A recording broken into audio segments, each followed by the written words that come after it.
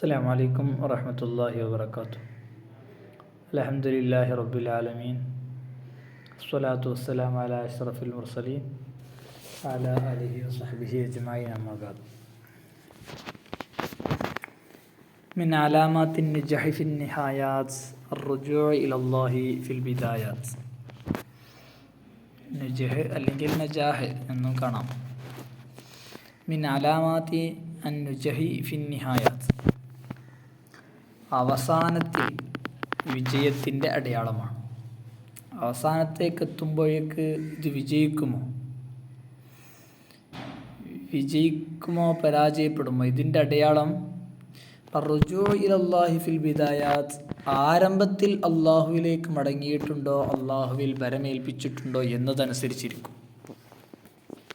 എന്തും നമ്മുടെ ഒരു പ്രവർത്തനം, നമ്മുടെ ഒരു പദ്ധതി, ഒരു സ്ഥാപനം, നമ്മുടെ ജീവിതം എല്ലാം അവസാനം, അന്ത്യം വലാഖിബത്തുലിൽ മുത്തഖീൻ എന്ന് നമ്മൾ പറയാറില്ലേ, അവസാനം ശരിയാവുക, അവസാനം വിജയകരമാവുക, അന്ത്യം രക്ഷപ്പെടുക, എല്ലാ കാര്യങ്ങളിലും അത് ഉണ്ടാകാൻ നേടാനുള്ള മാർഗം റുജൂ ഇലല്ലാഹി ഫിൽ ബിദായാത്ത്, ആരംഭത്തിൽ അള്ളാഹുലേക്ക് മടങ്ങുക എന്നുള്ളതാണ്. അപ്പോൾ ഒരു കാര്യം നമ്മൾ ചെയ്യാൻ തുടങ്ങുകയാണെങ്കിൽ ആ ചെയ്യാൻ തുടങ്ങുമ്പോൾ തന്നെ അള്ളാഹുവിൽ ഭരമേൽപ്പിച്ച് നമുക്ക് ചെയ്യാനുള്ള കാര്യങ്ങളൊക്കെ ചെയ്ത് അള്ളാഹു ഇഷ്ടപ്പെട്ട മാർഗത്തിലായിട്ട് അത് ആരംഭിക്കാം. അള്ളാഹുവിൽ ഭരമേൽപ്പിച്ച് ചെയ്യാം. എങ്കിൽ നമ്മുടെ മനസ്സ് ഇങ്ങനെയാണെങ്കിൽ, അള്ളാഹുവിലേക്ക് ബന്ധിതമാണെങ്കിൽ ആ പ്രവർത്തനം വിജയകരമായിരിക്കും. ഓക്കെ, അതാണ് വിജയിക്കാനുള്ള മാനദണ്ഡം, അള്ളാഹുവിലേക്ക് മടങ്ങുക എന്നതാണ്. മിൻ അലാമാത്തിൻ നജഹി ഫിൻ നിഹായാത്ത് അർറുജൂ ഇലല്ലാഹി ഫിൽ ബിദായാത്ത്, എല്ലാം അള്ളാഹുവിലേക്ക് ഏൽപ്പിച്ചു കൊടുക്കുക. അപ്പോൾ പ്രഥമ ഘട്ടത്തിൽ തന്നെ അള്ളാഹുവിനെ ഓർത്ത്, ഇതെന്തെങ്കിലും ബിസിനസ് തുടങ്ങുമ്പോൾ നമ്മൾ, അല്ലെങ്കിൽ ഒരു വീട് പണിയാണെങ്കിൽ അത് തുടങ്ങുമ്പോൾ നമ്മൾ അള്ളാഹുവിലേക്കൊന്നും ഉണ്ടാവില്ല. നമ്മൾക്ക് നല്ല ജോലിയുണ്ട്, അല്ലെങ്കിൽ ശമ്പളം കിട്ടുന്നുണ്ട്, അല്ലെങ്കിൽ നല്ല സമ്പത്ത് ഒരാൾ തരാമെന്ന് പറഞ്ഞിട്ടുണ്ട്, അങ്ങനെയൊക്കെ അതിൽ ഡിപ്പെൻഡ് ചെയ്തിട്ടായിരിക്കും നമ്മൾ പണി തുടങ്ങുക. നമ്മൾ വീട് പണി തുടങ്ങുക. അത് നിന്നാലോ അപ്പം നമ്മൾക്ക് അള്ളാഹുവിനെ വേണ്ടി വരും. അപ്പോൾ അള്ളാഹുവിലേക്ക് തന്നില്ലല്ലോ, നടക്കണില്ലല്ലോ, റബ്ബേ ഇതൊന്ന് വഴി കാണിച്ച് തരണേ എന്നുള്ള വലിയ ദ്വാകളുണ്ടാവും. അതിനേക്കാളപ്പുറം തുടക്കത്തിൽ തന്നെ സമ്പത്ത് ഉണ്ടോ ഇല്ലേ, എവിടെ നിന്ന് കിട്ടൂലേ ഒന്നും വിഷയാക്കാതെ പൂർണ്ണമായിട്ടും പ്രാരംഭത്തിൽ തന്നെ അള്ളാഹുവിലേക്ക് മുന്നിടുക. അത് നമ്മൾ മറ്റൊരു കാര്യത്തിലേക്ക് ഏൽപ്പിച്ചാൽ ഹദീസിൽ കാണാം, മൻ അല്ലഖ ശൈഅൻ വുകില ഇലൈഹി, നമ്മൾ മറ്റൊന്നിൻ്റെ മേൽ ഭരമേൽപ്പിക്കുകയാണെങ്കിൽ അത് അവനിലേക്ക് ഏൽപ്പിക്കപ്പെടും. സാധാരണ നമ്മൾ അധികാരത്തെക്കുറിച്ച് പറയാറുണ്ടല്ലോ, അധികാരം നീ ചോദിച്ചാൽ നിന്നിലേക്ക് ഏൽപ്പിക്കപ്പെടും.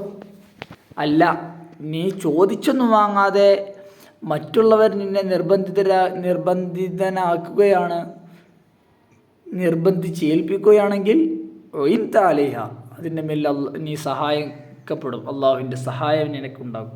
അതേപോലെ തന്നെയാണ് മനുഷ്യൻ ഏത് കാര്യങ്ങളും അള്ളാഹുവിലേക്ക് നേരിട്ട് ഏൽപ്പിക്കുകയാണെങ്കിൽ അള്ളാഹു അതിൻ്റെ സഹായിയായിട്ടുണ്ടാവും. അല്ല, നമ്മൾ പ്രഥമഘട്ടത്തിൽ അള്ളാഹുവിലേക്കൊന്നും ഏൽപ്പിക്കാതെ അത് നമുക്ക് ചെയ്യാൻ കഴിയും, അല്ലെങ്കിൽ മറ്റൊരാൾക്ക് ചെയ്യാൻ കഴിയും എന്ന ഒരു ധാരണയിലാണുള്ളതെങ്കിൽ വുകില ഇലൈഹി, അവനിലേക്ക് ഏൽപ്പിക്കും. റസൂലിൻ്റെ ദുആ ഉള്ളതിൽപ്പെട്ടതായിരുന്നു, ലാ തകിൽനി ഇലാ നഫ്സി ത്വർഫത ഐൻ, ഒരു കണ്ണിമ പോലും അള്ളാഹുവെ എന്നിലേക്ക് നൽകരുതേ, പൂർണ്ണമായിട്ടും നീ ഏറ്റെടുക്കണേ എന്ന്. ഓക്കെ, പിന്നെ അതോടൊപ്പം നമ്മൾ മനസ്സിലാക്കാനുള്ളത്, നമ്മൾ പലപ്പോഴും അവസാനമാണ് എല്ലാത്തിൻ്റെയും വിജയം, അവസാനമാണ് പ്രധാനം. അപ്പോൾ അവസാനം നന്നാക്കണം എന്ന് പറയും. ആ അവസാനം നന്നാക്കണമെങ്കിൽ എന്ത് വരണം? തുടക്കം നന്നാകണം. അതൊരു അതിപ്രധാനമായിട്ടുള്ള കാര്യമാണ്. നമ്മുടെ ജീവിതത്തിൻ്റെ വല്ല ആഖിബത്തുൽ മുത്തഖീൻ, അന്തിമ വിജയത്തിന് വേണ്ടിയിട്ട് നമ്മൾ ദുആ ചെയ്തുകൊണ്ടേയിരിക്കും. എന്നാൽ അതിനുള്ള യഥാർത്ഥ മാർഗം എന്താ? അതിന് തുടക്കം നന്നാക്കുക എന്നുള്ളതാണ്. ബിദായത്ത് നന്നാക്കുക എന്നുള്ളതാണ്. ആരംഭം നന്നാക്കുക എന്നുള്ളതാണ്. നമ്മുടെ ജീവിതത്തിൻ്റെ നമുക്ക് സാധ്യമാകുന്ന ഘട്ടങ്ങൾ, വിദ്യാർത്ഥി ജീവിതം കഴിഞ്ഞ് അല്ലെങ്കിൽ യുവത്വ കാലം, ഈ കാലങ്ങളിലൊക്കെയാണ് അള്ളാഹു സുബ്ഹാനഹു വ തആലയിലേക്ക് മുന്നിടാൻ, അള്ളാഹുവിനെ ഇബാദത്ത് ചെയ്യാൻ, ഇതിനൊക്കെയുള്ള പ്രധാന സമയങ്ങൾ. ഇത് ആ സമയത്ത് നിൽക്കാതെ ഇനി വൃദ്ധനാകുമ്പോൾ ഞാൻ നോക്കാം, കുറച്ചും കൂടി കാലം കഴിയട്ടെ എന്നിട്ട് ഹജ്ജ് ചെയ്യാം, കുറച്ചും കൂടി കാലം കഴിയട്ടെ എന്നിട്ട് ജമാഅത്തിന് പള്ളിക്ക് പോകലൊക്കെ ആരംഭിക്കാം എന്ന ഒരു ധാരണ ശരിയല്ല. ഓക്കെ, അവസാനം ഞാൻ നന്നാക്കിക്കോളാം എന്നതല്ല ശരി. തുടക്കത്തിൽ തന്നെ അതിനെ നന്നാക്കി തരണം. അപ്പോൾ ചെറുപ്പത്തിലുള്ള ശീലം മറക്കുമോ മനുഷ്യനുള്ള കാലം, അല്ലേ? മറക്കൂലല്ലോ. അപ്പോൾ അത് ചെറുപ്പത്തിൽ തന്നെ പരിചയപ്പെട്ട് വരണം. നമ്മൾക്ക് സാധിക്കുന്ന സമയത്തൊക്കെ നന്മകളിൽ ഇങ്ങനെ ചെയ്ത് നമ്മുടെ ശരീരത്തിനെ പരിശീലിപ്പിച്ച് അതൊന്നില്ലാത്ത സമയത്തേക്ക് അല്ലെങ്കിൽ വൃദ്ധരാകുന്ന സമയത്തേക്ക് നമ്മളതിനെ ശീലിപ്പിക്കണം. ശരീരത്തിന് നിഹായാത്തിലേക്ക് മാത്രമല്ല നോട്ടം, ബിദായാത്തിലേക്കും നോട്ടമുണ്ട്. അവസാന കാലത്ത് ഇങ്ങനെ നന്നാവുക, വയസ്സായിട്ട് നന്നാവുക, അല്ലെങ്കിൽ തഹജ്ജുദ് നിസ്കാരം, അതൊക്കെ ഞാൻ കുറച്ച് പ്രായമായിട്ട് നോക്കിയോളാം. ഇതെന്താണ് ശൈത്വാൻ്റെ വഞ്ചനയാണ്. നമ്മൾ മുമ്പ് സംസാരിച്ചിട്ടുണ്ട്. അത് പറയാൻ കൂടി നമുക്ക് അധികാരമില്ല. ഞാൻ നാളെ നന്നായിക്കോളാം അല്ലെങ്കിൽ വലുതാവുമ്പോൾ നന്നായിക്കോളാം എന്ന് പറയാൻ പോലും അധികാരമില്ല. കാരണം നമ്മുടെ ആയുസ് നമ്മളെ അടുത്തല്ല. ഓക്കെ, അപ്പോൾ ഉള്ള കാലത്ത്, ആവുന്ന കാലത്ത് നല്ല മനസ്സോടെ അള്ളാഹു സുബ്ഹാനഹു വ തആലയിലേക്ക് മുന്നിടുക. അത് എങ്ങനെ ശീലിപ്പിക്കുന്നു അതിനനുസരിച്ചായിരിക്കും നമ്മുടെ അവസാനം. ആ അവസാനം നന്നാവും വേണം. ഏത് കാര്യങ്ങളിലും അള്ളാഹുവിലേക്ക് ഏൽപ്പിച്ചു കൊടുക്കുക എന്നുള്ളതാണ്. അതുകൊണ്ടാണ് അള്ളാഹു പറയുന്നത് ഇന്നല്ലാഹു ത്വയ്യിബുൻ ലാ യഖ്ബലു ഇല്ലാ ത്വയ്യിബ. അമലുകളൊക്കെ എന്ത് ദുന്യവിയായ കാര്യമാണെങ്കിലും അത് അള്ളാഹുവിനെ മുൻനിർത്തുമ്പോഴാണ് അത് ത്വയ്യിബായി മാറുന്നത്. അല്ലേ? മുഅ്മിനൊരു കാര്യം ചെയ്യുന്നതും മുഅ്മിൻ അല്ലാത്തൊരാൾ കാര്യം ചെയ്യുന്നത് കാര്യം ഒന്നാണെങ്കിലും അതേ കാര്യം ഒരാൾക്ക് ഒരു പ്രതിഫലമില്ലാത്ത എന്നാൽ മുഅ്മിന് നല്ല പ്രതിഫലമുള്ള കാര്യമാകും. എങ്ങനെ? അള്ളാഹുവിനെ മുൻനിർത്തി ചെയ്യുമ്പോൾ.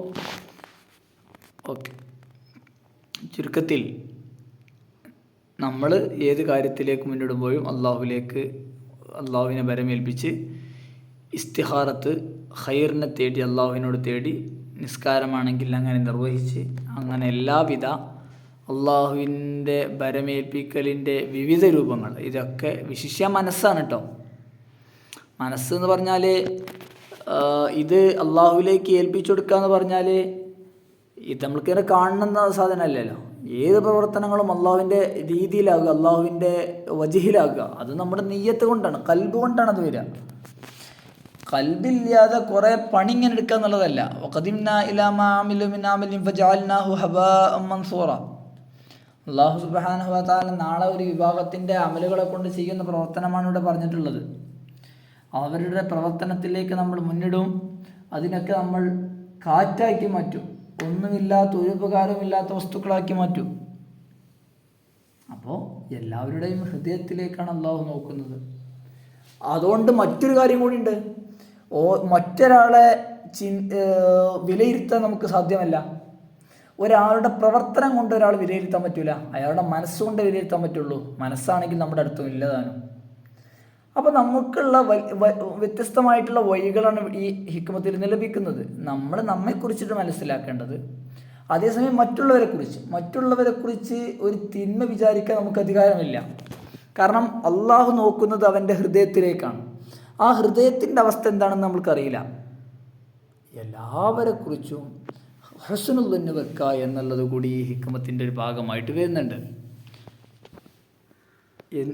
എല്ലാ മനുഷ്യനെക്കുറിച്ചും, അള്ളാഹുവിനെക്കുറിച്ച് ഏതായാലും എല്ലാത്തിനെക്കുറിച്ച്, ഒരു മനുഷ്യനെക്കുറിച്ച് ഹുസ്നുൽ ദന്ന് വെക്കുക. വെറുതെ ആക്ഷേപിക്കേണ്ട, ചീത്ത പറയേണ്ട, ഗീബത്ത്, നമീമത്ത് ഇതൊന്നും പറയേണ്ട ഒരു ആവശ്യം മനുഷ്യന് വരുന്നില്ലല്ലോ. പണ്ഡിതന്മാർ പറയാറുണ്ട്, ഒരാൾ 1000 വർഷം ജീവിച്ചു, 1000 വർഷം ഇബ്ലീസിനെ ലാനത്ത് ചെയ്തിട്ടില്ലെങ്കിൽ എന്തുകൊണ്ട് ലാനത്ത് ചെയ്തില്ല എന്ന് അള്ളാഹു ചോദിക്കൂല. അല്ലേ? ഈ തക്ഫീർ, മറ്റൊരാളെ വൈകെട്ടവനാണ് അല്ലെങ്കിൽ ദുർമാർഗിയാണ് എന്ന് വില കൽപ്പിക്കുക, അല്ലെങ്കിൽ മുബ്തദിയാണെന്ന് തള്ളുക, അല്ലെങ്കിൽ കാഫിറാണ് എന്നൊക്കെ പറഞ്ഞ് തള്ളുക എന്നുള്ളതിനെ പണ്ഡിതന്മാർ വലിയ ഗൗരവത്തോടെയാണ് കാണുന്നത്. ഇല്ലാത്ത ഒരാളെ മേലിലേക്ക് ഇതൊക്കെ ആരോപിക്കുന്നുള്ളത് അതിഗൗരവമുള്ള വിഷയമാണ്. ഉള്ള ഒരാളെ സംബന്ധിച്ച് ഇതൊന്നും പറയാതിരിക്കുക എന്നുള്ളത് വിഷയമല്ല. ഓക്കെ, ഒരു മുബ്തദീനെ കുറിച്ച് അയാൾ മുബ്തദിയാണെന്ന് പറയാന്നുള്ളത് നമുക്ക് ഡ്യൂട്ടി ഒന്നുമില്ല. ഇനി പറഞ്ഞില്ലെങ്കിലും കുഴപ്പമൊന്നുമില്ലല്ലോ. ജനങ്ങളെ മാറ്റി നിർത്തുക എന്നുള്ളത് മറ്റൊന്നാണ്, അദ്ദേഹത്തെക്കുറിച്ച് അത് ആക്ഷേപിക്കേണ്ട ആവശ്യമില്ല എന്ന്. ഇതേ ഒരു ആശയത്തിലാണ് മൻ അഷ്റഖത്ത് ബിദായത്തുഹു അഷ്റഖത്ത് നിഹായത്തുഹു, മറ്റൊരു ഹിക്മത്താണ്. ഇതേ ഒരു ആശയത്തിൽ വരുന്ന നിഹായത്ത് പ്രകാശിപ്പിക്കണമെങ്കിൽ പ്രകാശിക്കും എങ്ങനത്തെ ആളുടെ? ബിദായത്ത് പ്രകാശിച്ച ആളുടെ.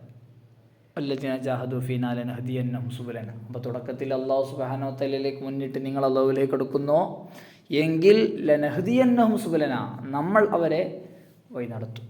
ഇന്നല്ലാഹ ലമഅൽ മുഹ്സിനീൻ. ഓക്കെ, അപ്പോൾ ഇതാണ് ഈ ഹിക്മത്തിൻ്റെ ആകെ ചുരുക്കം. തുടക്കത്തിൽ അല്ലാഹു സുബ്ഹാനഹു വ തആലയിലേക്ക് മുന്നിടുക, ഒടുക്കത്തിലും അല്ലാഹുവിലേക്ക് മുന്നിടുക. തുടക്കത്തിൽ മുന്നിട്ടാൽ അതിൻ്റെ പ്രതിഫലനമായിട്ട് അല്ലാഹുവിൻ്റെ സഹായം ഒടുക്കത്തിൽ ഉണ്ടാകും എന്ന്. ശുക്രൻ. അസ്സലാമു അലൈക്കും വറഹ്മത്തുള്ളാഹി വബറകാതുഹു.